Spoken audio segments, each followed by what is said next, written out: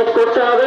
আরে উনি এর জন্য সুপ্রিম কোর্টে কেস করবে না, উনি সুপ্রিম কোর্টে যাবে তখন যে চোরগুলো বালি চুরি করে, শিক্ষা চুরি করে, পরস্পর একটার পর একটা দুর্নীতি করে ইডি সিবিআই হাতে গ্রেফতার হবে, তখন যাবেন উনি সুপ্রিম কোর্টে জামিনের জন্য। এটাই হচ্ছে আমাদের বর্তমান প্রধানমন্ত্রীর নেচার। এই ভগবানগোলা 62 নম্বর বিধানসভায় একটাও ছেলে শিক্ষিত নেই এবং ভালো মানুষ নেই। এটা আর কেউ না, আমাদের বর্তমান মুখ্যমন্ত্রী মমতা বন্দ্যোপাধ্যায় প্রমাণ করে দিয়েছেন।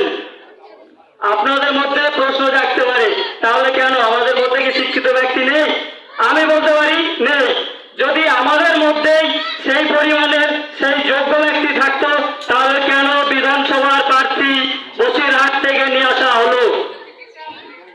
ইদ্রিস আলীর সমকক্ষ কি আমাদের ভগবানগোলা 62 নম্বর বিধানসভায় কেউ ছিল না? আদৌ সেটা না। ভগবানগোলার বিধায়ক যদি হয়, উন্নয়নটা তো ভগবানগোলাতেই হবে। তাই তিনি টোটাল ভগবানগোলাটাকে অযোগ্য এবং অশিক্ষিত প্রমাণ করে দিয়েছে। বাইরের থেকে একজন ক্যান্ডিডেট জোগাড় করেছে। কিছু না হলো ভগবানগোলা 1-2 মিলিয়ে 38খানা নামের লিস্ট পাঠিয়েছিল, একটাও তিনি অ্যাকসেপ্ট করেননি। উনি ওই লিস্ট ক্যান্সেল করে বুঝিয়ে দিয়েছেন যে ভগবানগোলায় একজন ব্যক্তিও ইদ্রিস আলীর চাইতে শিক্ষাগত যোগ্যতায় বেশি নেই, এটাই প্রমাণ করেছে।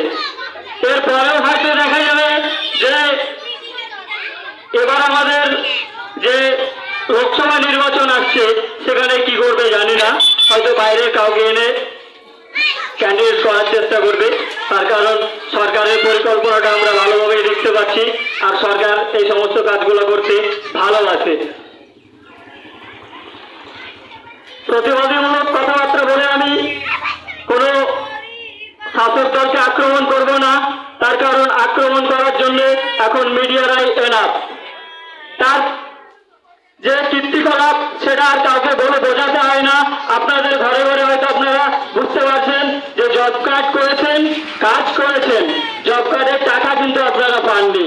এখন মাননীয় মুখ্যমন্ত্রী কি বলছেন? ধর্ণা দিতে হবে, প্রতিবাদ মিছিল করতে হবে।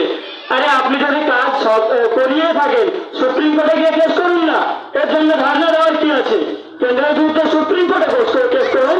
আমাদের নওশাদ সিদ্দিকী সম্পূর্ণত হরিহর পাল মাঠে বলে গেছে যে আপনি সুপ্রিম কোর্টে কেস করুন, আপনার হয়ে আমরা সাপোর্ট করব, এই কথা বলে উনি জানিয়ে গেছেন। আমাদের কি মুখ্যমন্ত্রীর মাথায় বুদ্ধি নেই যে সুপ্রিম কোর্টে কেস করতে হবে? আরে উনি এর জন্য সুপ্রিম কোর্টে কেস করবে না, উনি সুপ্রিম কোর্টে যাবে তখন যে চোরগুলো বালি চুরি করে, শিক্ষা চুরি করে, পরস্পর একটার পর একটা দুর্নীতি করে ইডি সিবিআই হাতে গ্রেফতার হবে, তখন যাবেন উনি সুপ্রিম কোর্টে জামিনের জন্য। এটাই হচ্ছে আমাদের বর্তমান প্রধানমন্ত্রীর নেচার। আর আপনারা যদি বিচার ব্যবস্থা বলেন সেটা তো অন্য জায়গায়। বর্তমান পুলিশ প্রশাসন তো আমাদের মুখ্যমন্ত্রীর হাতে সবকিছু, উনি যখন যেটা ইশারা দেন তখন সেটাই হয়। তবে যাই হোক, বেশি কিছু বলার আমার নেই, আরো অনেক বক্তা আছে, এটুকুটাই বললাম। বলার মধ্যে যদি কারো আঘাত কিংবা কষ্ট পেয়ে থাকেন, ছোট ভাই কিংবা ছেলে মনে করে ক্ষমা করবেন।